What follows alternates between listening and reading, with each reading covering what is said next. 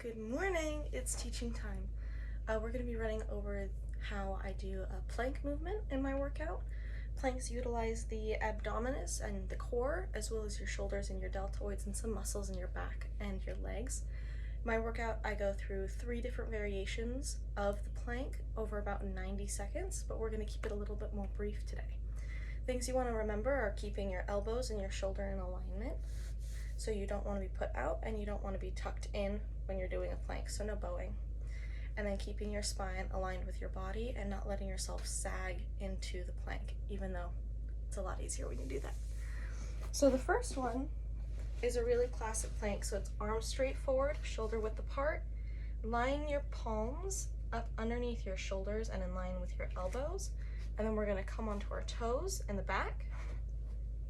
We're going to align your spine and you're just going to hold it like this, tucking your belly button into your spine and keeping your head in a neutral position. You don't want to drop it and you don't want to raise it, just keeping it neutral.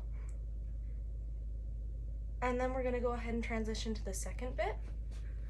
For the second variation of the plank, you come down onto your forearms. So you're going to be lower to the ground, which gives you a more intense shoulder workout, but gives you about the same amount of workout on your abs, I feel like. So starting in our first position, you're going to hold, hold, hold, keeping your hands, your shoulders, your neck, and your spine all in line. And then you're going to come down to your elbows. I like to hold my hands together in the front, but you could also do it like this, keeping those elbows and shoulders in line, not dropping your spine, and keeping everything in alignment. Same neutral position for the head. So those are the first 2 variations of the plank, and then the second one is going to be a variation on our first position where you rock your weight from one hand to the other. It just gives a little bit of resistance and movement for your abs, which engages the muscles more. It can be a little bit rough if you have a shoulder injury, so just be really gentle with yourself if you're going to try it out. And if you're not up for it, then you don't have to do it.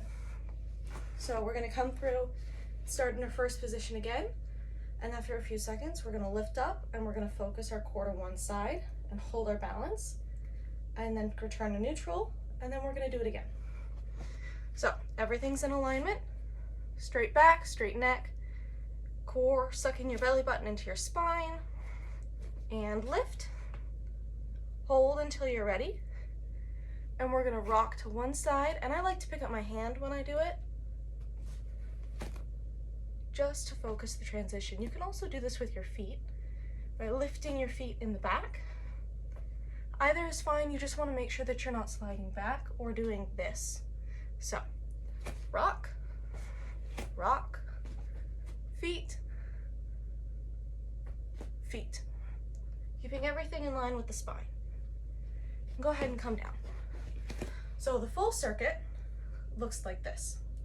We're going to do first variation, second variation, return to first, third variation. Again, everything's in line. Everything's tight. I'm breathing from my chest, not from my belly. And I'm focusing on the individual muscles coming together and not sagging down. Position 1. Everything's in alignment. Spine is tucked, butt's not out, belly button to my spine. Down to position number 2. Making sure my shoulders don't sag and my tummy doesn't sag down. Return to position 1.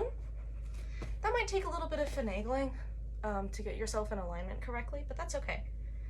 And rock.